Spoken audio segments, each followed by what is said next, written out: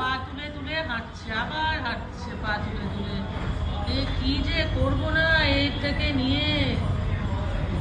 ও আমাদের হাতে চায়ের কাপ দেখলে ওর ডিমান্ড ওকে বিস্কিট দিতে হবে। ওর মুখ থেকে এত জল বেরোচ্ছে না, টপ টপ করে।